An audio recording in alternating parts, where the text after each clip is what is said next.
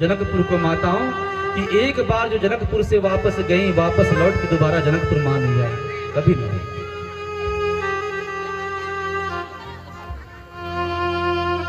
जब डोली में बैठ कर बिटिया जाए विदेश, पत्थर से पत्थर हृदय सह न सके ठेस।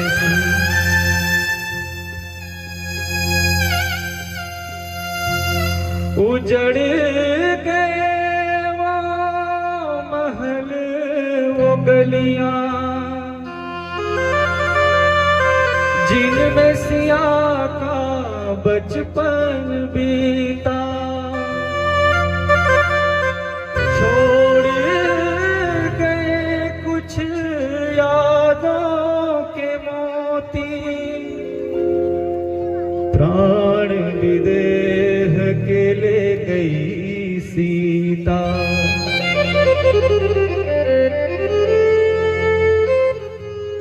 टूटा टूटा जनक बिचारा, सारी खुशियां भैरे पराई। ये स्थिति थी राजा जनक की। एक पिता, देखो जनक जी धन्य है ऐसे माता पिता। राजा जनक जिस समय जानकी मैया का विदा कर रहे थे, तो विदा करते करते जानकी मैया उनके ससुर राजा दशरथ के चरणों में जाकर के जनक जी गिर गए कि मैं कन्या का पिता हूं महाराज, मेरी कन्या से कभी कोई अपराध हो, कोई गलती हो, कोई वितृष्टता हो तो इनको क्षमा करना। नाजों से तुझे पाला मैंने, फूलों की तरह कलियों की तरह, मेरे बाग की है नाजुक डाली, तुझे ऐसा रूप श्रृंगार मिले। बाबुल की दुआएं लेती जा, जा तुझको सुखी संसार मिले। जनक जी चरणों में गिर रहे हैं दशरथ जी की कि महाराज मेरी बेटी से कभी गलती हो तो मैं क्षमा करना मुझको, मैं भिखारी हूं, मेरे पास जो संपत्ति थी वही दे रहा हूं। वाह! राजा जनक के हाथों को दशरथ जी पकड़ लिए और वो दृश्य देखिए सज्जनों माताओं कि जनक जी के चरणों को दशरथ जी जाकर के छू रहे हैं। कन्या के पिता हैं जनक जी, उनके चरणों को दशरथ जी छू लिए और छू के दशरथ जी कहते हैं कि जनक राजा, देने वाला दाता छोटा नहीं होता। अरे मैं भिखारी हूं जो कन्या का दान लेने के लिए आया हूं। दाता तो आप हैं समधी जी, मैं आपके सामने भिखारी बनकर के आया हूँ, प्रणाम तो मुझको आपका करना चाहिए। चरणों में जनक जी के गिर गए। सज्जनों माताओं दोनों समधी आपस में गले लग करके हो रहे हैं। याद रखना, अगर ससुराल वाले ऐसे ज्ञानी हो महाराज, ऐसे समझने लग जाएं, बहू को जिस दिन बेटी समझना शुरू कर दें वो घर कभी दुखी नहीं हो सकता। घर को अगर स्वर्ग बनाना है तो बहुओं को बेटी समझना आप शुरू करिए। बेटी का विदा करते करते पिता रोने लग जाता है कोने में जा करके। वो बेटी जाती है तो साथ ही साथ चावल पीछे फेंकते फेंकते मानो अपने घर की जो लक्ष्मी थे वो सब छोड़ के जा रही हैं। गाड़ी में जाके बैठती हैं, चली गई ससुराल। दूसरे दिन ही उसका फोन आता है पापा के पास, पापा तबीयत ठीक है, समय में दवाई खाते हैं, भैया आपका ध्यान रखते कि नहीं रखते हैं? बेटा कैसा होता है पांडे जी, ऑफिस से आया पापा से पूछा पापा खाना खाया? हाँ बेटा खाया, बस अपना हाथ मुंह धोया, भोजन किया, भोजन करके जाके बेडरूम में चला गया, कमरे में जाके सो गया। वो सो गया। पापा को दुख है, कष्ट है, तकलीफ है, दवाई टाइम में खाई कि नहीं खाई नहीं पूछेगा वो, मैं गारंटी से बोल रहा हूँ। लेकिन बेटियां मायके से ससुराल जाती है, वहां से फोन लगा के बोलती है कि पापा बीपी की दवाई ले रहे हो आप टाइम में, शुगर की दवाई खाते हैं? क्योंकि जब तक मैं वहां थी अपने हाथों से निकाल के आपको भोजन के बाद दवाई खिलाया करती थी। मेरे जाने के बाद पता नहीं आप लापरवाही करते हैं कि वो दवाई खाते भी है पापा। मैं दुनिया में सब मेरे जीवन से चले जाए कोई दुख नहीं, लेकिन आपका साया मेरे सिर से हटना नहीं चाहिए। पिता की लिए इतना स्नेह, इतनी करुणा, इतनी ममता, इतना प्रेम। अच्छा एक चीज बताऊं पांडे जी, घर में जिस दिन बाप मरता है ना, जिस दिन बाप मरता है, आप लोग कहीं अंदर में हैं और दरवाजे में सबसे ज्यादा चीख पुकार अगर मचाते हुए कोई अंदर पहुंचती है, वो और कोई नहीं तो समझ लेना बेटी ही आ गई। सबसे तेज रोते हुए अगर घर में कोई प्रवेश करती है तो वो बेटी होती है। जिस दिन पिता मरता है मानो उसका सारा दुनिया लुट जाता है उस मायके से, क्योंकि जब तक थी वो पिता की लाड होती। घर में आने के बाद अब भैया भाभी का जमाना आ गया, भैया भाभी पूछेंगे नहीं, लेकिन माँ बाप जब तक जीवित हैं अपने उस कलेजे के टुकड़े को अपना सर्वस्व समझ के, सब कुछ समझ करके उससे स्नेह करते हैं, प्रेम करते हैं। ऐसी बेटी माँ अपने पिता के घर से, अपने पति के यहाँ से पूछते कि पापा दवाई खाते कि नहीं खाते टाइम में आप, तुरंत कहती मम्मी को फोन दो।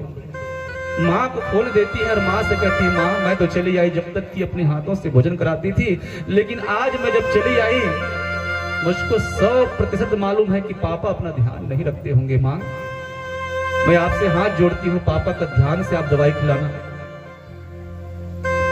आजकल तो फोन का जमाना है, फोन का जमाना है। पहले जमाने में पत्र लिखते थे। ससुराल में अगर कोई गांव का आदमी जाता था तो पिता कहता था भैया मेरी बेटी के लिए, माँ तो भेजती थी लड्डू बना के, लेकिन लड्डू बना के भेजी बेटी के लिए। और जैसी बेटी के गांव वाला कोई आदमी उनके गांव में पहुंचा और अपने गांव के काका जी को देखा, कहे काका आप हैं, मानो उनको लगता है उसका पिता ही पहुंच गया। वो आते ही सबसे पहले ये पूछेगी घर में सब कैसे, पापा ठीक है ना। माँ को नहीं पूछेगी जिस माँ ने लड्डू बना के भेजा है, वो पापा को पहले पूछती कि पापा कैसे हैं, मुझको याद करते हैं। काका अब जा रहे हो तो उसको जा करके एक बार बोलना बहुत दिन हो गया, पापा की बहुत याद आ रही है। पापा से बोलना कि मुझको यहाँ से ले जाएं कुछ दिनों के लिए, पापा की मुझको बहुत याद आ रही है। सजनों माता रोते रोते बेटी उस काका के द्वारा इसे एक खबर भिजवाती है। वहां से पापा लेने भी आते हैं तो अब पापा की नहीं चलती, समधी जी से पूछते हैं कि समधी जी अगर आपका आदेश हो तो बेटिया को कुछ दिन के लिए जाना चाहता हूँ अपने साथ मायके। अब वो कहे कि अगर वो कह दे कि समधी जी अभी नहीं ले भेज सकता, भी घर में बहुत काम है, सामने त्योहार है। पिता बेचारा अनमना सा मुंह लेकर के लौट जाता है और बेटी भी अंदर ही अंदर पकती रह जाती है, चुड़ती रह जाती है। महाराज वो कुछ नहीं कर सकती, ये बेटियों का जीवन है। इसलिए हाथ जोड़ के निवेदन करता हूँ सज्जनों, जितना लाड देना है, जितना प्यार देना है, जितनी करुणा लुटानी है, जितना ममता लुटाना है, शादी से पहले इनको जितना प्रेम करना है कर लो, क्योंकि जिस दिन ये पराई हो जाएंगी ये सौभाग्य आपके सिर से चला जाएगा, ये सौभाग्य आपको फिर से नहीं मिलेगा।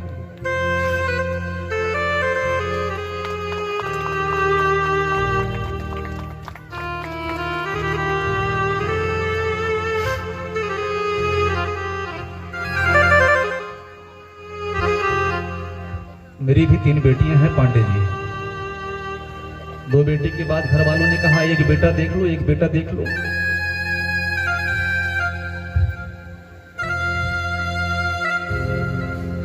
तीसरी बार जब बेटी हुई, सच पूछो उसकी माँ उस बच्ची का मुंह नहीं देख रही थी जो आई साथ में। वो कहती थी मुझको बेटा नहीं हुआ। मैं कहा रे बावरी तू पागल हो गई है, सबके पीछे ठाकुर जी का कहीं न कहीं हित नहीं होता है। उसने बेटी अगर दिया है तो सब कुछ सोच समझ के दिया है, इस बात को याद रख। ये इसका भाग्य लिखने वाला मैं नहीं, या इसका भाग्य लिखने वाली तू नहीं, ये अपना भाग्य स्वयं लेकर के पैदा हुई है। 3 हीरे महालक्ष्मी, महासरस्वती, महादुर्गा का रूप तीनों बनकर के आई है। स्वागत कर इनका, स्वागत कर, क्योंकि परमात्मा ने समझ के अपने कृपा का भंडार इनके पीछे हमारे लिए खोल दिया है। बहुत देर में जाके उसका चेहरा देखा सज्जनों माता। इसलिए बेटी को जितना लाड लडाना है, जितना प्यार करना है कर लो। ये जाने के बाद ये सौभाग्य फिर पता नहीं आपको मिले कि ना मिले। अच्छा पता है बेटियों को एक नाम है मानदान। क्या कहते हैं, बोलते हो ना मानदान। मानदान क्यों कहते हैं? क्योंकि ये जीवन में रुपया पैसा अपने मायके में आके नहीं मांगती बाप से कभी कि मुझको जमीन दो, मुझको घर दो। ये सारा जीवन सिर्फ अपने मायके में एक ही चीज ढूंढती है और वो चीज है मान। क्या ढूंढती है? बस चाहे भैया भाभी हो, चाहे माँ बाप हो, मैं आऊं तो मुझको मान मिले, सम्मान मिले। इसलिए इनका एक नाम है मानदान। ये मान जीवन भर इनको दान करते रहो सज्जनों माताओं, वरना जिस दिन इनका हृदय दुखेगा ना, मैं बता रहा हूँ भरे घाट में आप पानी नहीं पाओगे। आपको ये बेटियां हमेशा इनका आशीर्वाद दो। हमारे घर आज ये बेटियां आती है ना, तो उनको हम चरण छू के प्रणाम करते हैं, उनको मानदान मानते, चाहे वो बेटी हो चाहे वो बहन हो।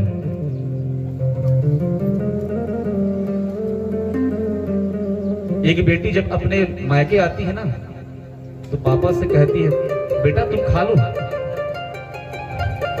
रोज सुबह 7 बजे उठने वाली आज 4:30 बजे अपने ससुराल में उठ जाती है।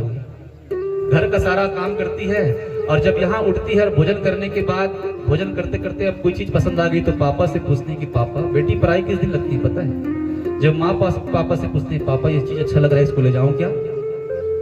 जिस दिन बेटी ये बात पूछती है, उस दिन पिता का हृदय फट जाता है कि उस दिन लगता है कि अब बेटी मेरी नहीं रही, अब बेटी पराई हो गई है। जो बेटी बिना पूछे मुझसे यहाँ सब कुछ लिया करती थी, आज पूछ पूछ के ले जा रही है वो चीज। तो ये होती है बेटियां सज्जनों माताओं। इसलिए जितना प्रेम करना है, जितना लाड लड़ाना है लड़ा लो।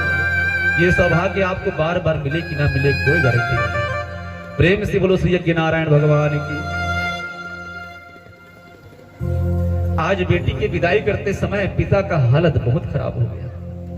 माँ बाप लिपट लिपट के देवभूति के साथ रो रहे हैं। बेटी का विदाई किए और दहेज का सामान करदम जी को जब देने लगे, करदम जी ने कहा कि महाराज मैं तो जंगल में रहने वाला तपस्वी हूं, ये सब सोफा पलंग बेड ये लेके मैं क्या करूंगा? आप एक काम करना, आपके राज्य में जो कोई भी जरूरतमंद होगा उसको ये आप ले जाके दे देना, बस अपनी कन्या छोड़ के आप चले जाओ। अपनी कन्या को छोड़ करके माता पिता लौट लौट के रथ से देख रहे हैं, सारा दहेज का सामान ले गए। वहां कोई जरूरतमंद रहा होगा उसको दिया होगा सामान। माँ बाप के जाने के बाद अब पति पत्नी सुंदर करदम जी और देवहूति वहां रहते हैं। नई नई शादी हुई है, गृहस्थ का सुख लेना चाहिए पांडे जी, लेकिन ना, करदम जी ऐसे तपस्वी कि नेत्र बंद करके ध्यान लगा के ध्यानस्थ हो गए। शादी हुई है, नई नई पत्नी आई है, उससे कोई मतलब नहीं, ध्यान में बैठ गए और कई साल निकल गया। वाह देवहूति, देवहूति बड़ी कैसी पतिव्रता नारी थी, इतनी सुंदर देवहूति। जब उसने कहा कि जब मेरा पति ही सैया ही ध्यान लगा करके बैठ गया तो ये रूप श्रृंगार मैं किसके लिए करूं? गई और जाकर के बरगद की छाल को निकाला, बरगद से दूध निकाला और दूध निकाल के बालों में डाल लिया और जटा बना लिया। जटा बना के जूड़ा बना के सिर में रख लिया। जिस दिन से पति ने ध्यान लगा के बैठा, उस दिन से एक भी दिन उसने शरीर में कोई भी अंगराग लेपन नहीं किया। अंगराग लेपन किसको कहते हैं? श्रृंगार करना। देवहूति ने सोचा कि जो मेरा स्वरूप, मेरा सौंदर्य देखने वाला मेरा पति ध्यान लगा के बैठा है, तो मैं किन के लिए सजूंगा?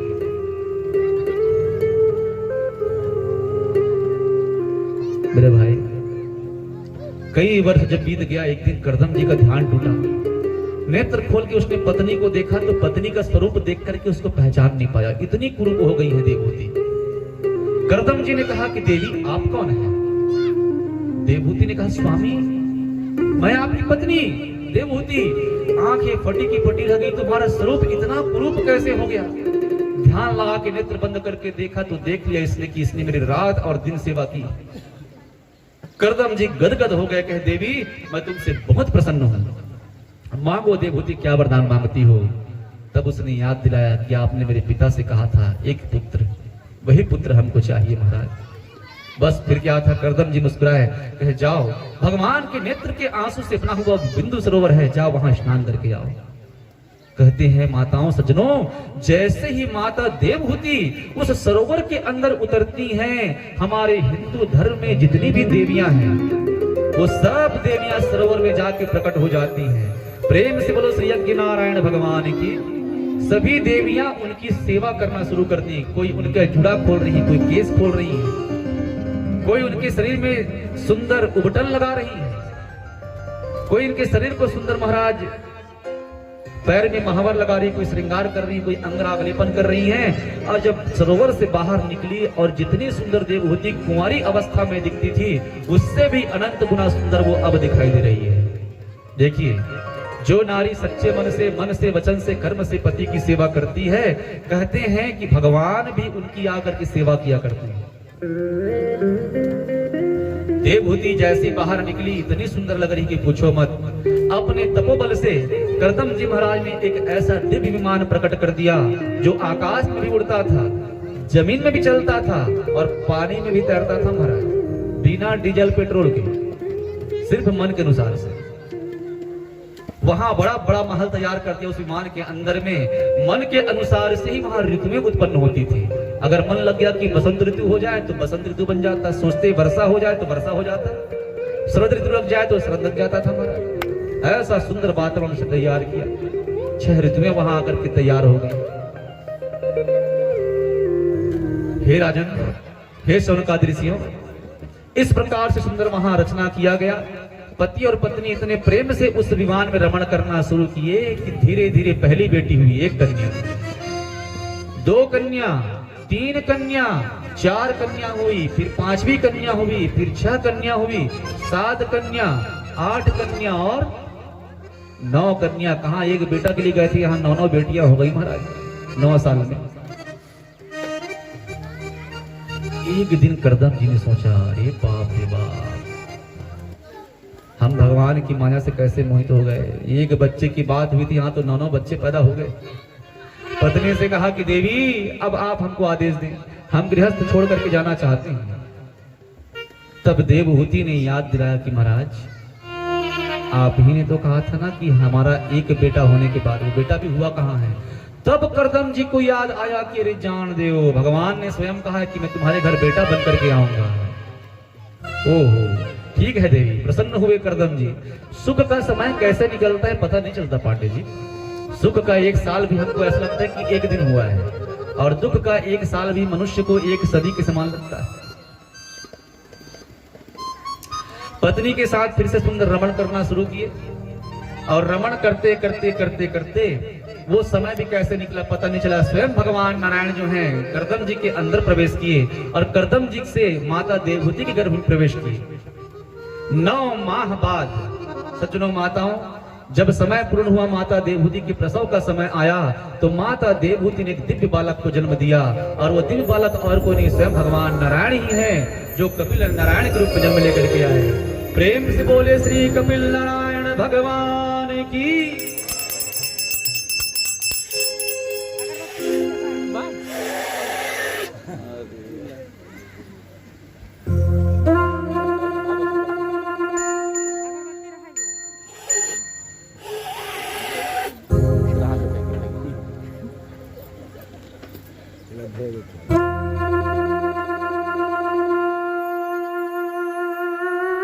आकाश से शंख घंटियां बजने लगी, अप्सराएं नृत्य गान करने लगी, गंधर्व जो है मृदंग बजाना शुरू कर दिए, पुष्पों की वर्षा शुरू हो गई। ब्रह्मादि देवता भगवान का दर्शन करने के सज्जनों माताओं निकट चले आए। सब देवता अपनी अपनी ओर से भेंट देने आ रहे भगवान कपिल नारायण को। पिता आए और आके ब्रह्मा जी ने उस बालक का नामकरण किया, उसका नाम पड़ा कपिल नारायण। प्रेम से बोलो श्री कपिल नारायण भगवान की। जब पिताजी जाने लगे तो कहा, पिताजी एक निवेदन करना था। कर्दम जी ने कहा, हाँ बेटा बोलो क्या बात है। कहे महाराज मेरी 9 पुत्रियां हैं और इनके लायक कोई लड़का नहीं मिल रहा है, आप ही बता दीजिए, आप तो रचना करने वाले हैं, इनके लायक कोई 9 लड़का होगा तो। उसने कहा मेरे ही पुत्र हैं, उनके साथ विवाह करवा दो। ब्रह्मा जी के 9 पुत्र, उनके साथ कर्दम जी की 9 कन्याओं का विवाह हुआ। और ये 9 कन्या और कोई नहीं है, जो नारी प्रतिप्रता होती है उनके यहाँ ये 9 कन्या, ऐसी कन्याओं का जन्म होता है जो नवधा भक्ति कही गई है, नव दुर्गा कही गई है। अब देखिए ब्रह्मा जी के किन किन पुत्रों के साथ कर्दम जी की पुत्रियों का विवाह हुआ, सुनते जाओ। सज्जनों माताओं, सबसे पहले भगवान महाराज कर्दम ने अपनी कला नामनी कन्या का विवाह किया ब्रह्मा के पुत्र मरीचि ऋषि के साथ। उन्होंने अपनी अनुसुईया नाम की पुत्री का विवाह किया अत्रि ऋषि के साथ। अनुसुईया ऋषि के बेटे हैं, सुन लो कर्दम जी की। अनुसुईया कथा जानते हो ना, ब्रह्मा विष्णु महेश को बच्चा बना करके पालने में झुला दिया था महाराज। श्रद्धा नाम की कन्या का विवाह अंगिरा ऋषि के साथ करवा दिया। हविर्भू का विवाह पुलस्त ऋषि के साथ करवा दिया। पुलह को उन्हीं के अनुरूप गति नाम की कन्या प्रदान की। क्रतु के साथ परम साध्वी क्रिया का विवाह किया। भृगु जी को ख्याति नाम की कन्या को प्रदान किया। वशिष्ठ जी को अरुंधति और अथर्वा ऋषि को शांति नाम की कन्या प्रदान कर दी। ऐसे 9 ऋषियों के साथ इनकी 9 कन्याओं का विवाह हुआ। ब्रह्मा जी की एक बेटा और है, मैंने कल बताया था, भूल गए पंडित जी। जब लीला संवरण की तो अपने गर्भ में उस बालक को लिया था भगवान ब्रह्मा जी ने, और जब पुनः नई सृष्टि हुई तो ब्रह्मा जी ने उनको जन्म दिया था। नाम क्या था? हाँ बोलो। नारद। मतलब कुछ लोग ध्यान से कथा सुन रहे हैं। नारद जी भी इनके बेटा है। ये पछवईस देखकर की हावे नहीं हुई। भगवान ब्रह्मा जी ने कहा बेटा पीछे हो गए रे, अब तुम जिंदगी भर कुंवारा ही घूमो। प्रेम से बोलो श्री यज्ञ नारायण भगवान की।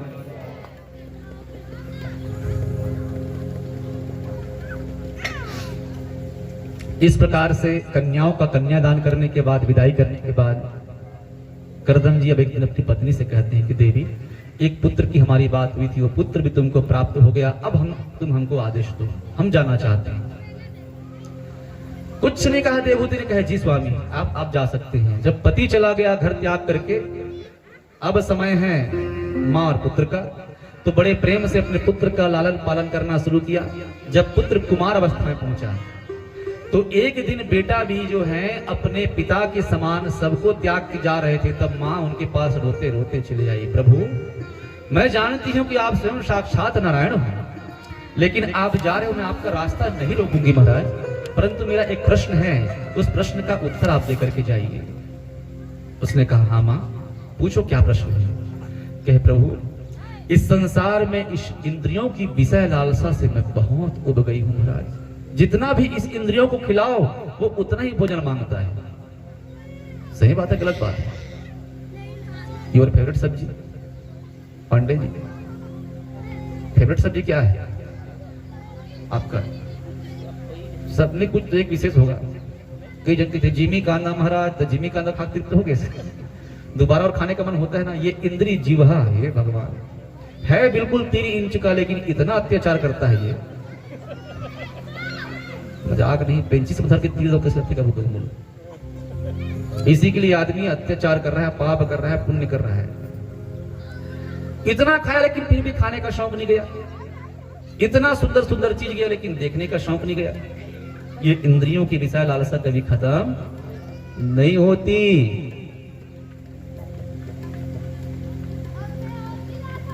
तो प्रभु मुझ जैसे जो अबला नारी हैं उनके लिए ये जन्म परंपरा, ये जन्म मृत्यु की परंपरा को हम कैसे पार करें? इस अंधकार में, अज्ञान में, ये संसार से हम कैसे पार करके उस परम नेत्र स्वरूप वाले परमात्मा को हम प्राप्त करें? हे कृपा सिंधु, कृपा करके आप ही हमको बताइए कि भगवान की प्राप्ति कैसे हो। भगवान कपिल नारायण मुस्कुराने लगे। ये कपिल नारायण वही है जिसने सांख्य शास्त्र को लिखा है पांडे जी। मुस्कुराने लगे और मुस्कुराते मुस्कुराते कहे कि मां सुनो, कहे चेतः खल्वस्य बंधाय मुक्तये चात्मनो मतम् गुणेषु सक्तं बंधाय रतं वा पुंसि मुक्तये। मनुष्य के जन्म और मनुष्य के जन्म में मनुष्य के बंधन और उसके मुक्ति का कारण अगर कोई होता है तो वो क्या होता है? मन। संसार एक ताला है, ध्यान सुनो, सबको समझा रहा हूं मैं। संसार एक ताला है, ये मन उसकी चाबी है। ठीक है माताओं? ताला के अंदर जैसे हम चाबी घुसाते हैं, अगर बाएं तरफ घुमाते हैं तो ताला बंद और दाएं तरफ घुमाते तो ताला खुल जाता है। ठीक इसी प्रकार इस मन रूपी चाबी को जैसे आप संसार रूपी ताला में घुसाए और अगर संसार के ऊपर घुमाए, संसार की तरफ तो बंधन हो जाएगा। पत्नी की तरफ घुमाया, बेटा, पुत्र, परिवार, खेत, व्यापार, इसमें घुमाया तो बंधन है। और इसी मन को भगवान भागवत की ओर कहीं लगा दिए, घुमा दिए चाबी कहीं उल्टा, तो मुक्ति। क्यों पांडे जी? अच्छा, एक आदमी था, ध्यान सुनना, उनको जाना था वृंदावन से, मथुरा से वृंदावन, या मथुरा से गोकुल कहो तो कितने दूर है? यमुना नदी किस पार मथुरा है, उस पार गोकुल गांव है। गए हो कभी? तो बिल्कुल नदी किस पर लगा है, तो वो आदमी, ध्यान सुनो सब, नाव में बैठा और पूरा रात नाव चलाया, पूरा रात नाव चलाया महाराज। चलाते चलाते सुबह हो गई, लेकिन नाव वहीं का वहीं। उसने कहा है रात को हम यहीं से निकले थे और यहीं के यहीं घूम रहे हैं, नाव आगे कैसे नहीं बढ़ा। तो एक सज्जन को पूछा, भैया हमको याद है, हम ठीक से कल रात भी यहीं से निकले थे, पूरा रात हमने नाव चलाया, लेकिन ये नाव आगे नहीं बढ़ा गोकुल गांव की ओर। उसने देखा और हंसा, अरे मूर्ख, अरे रस्सी तो पहले छोड़ ले पार से।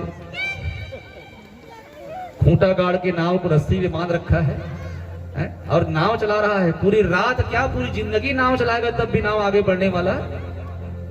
ठीक उसी प्रकार हम भगवान से कहते हैं, कन्हैया ले चल परली पार। भजन गा दूं 4 लाइन, प्रेम से बोलो श्री बांके बिहारी लाल की।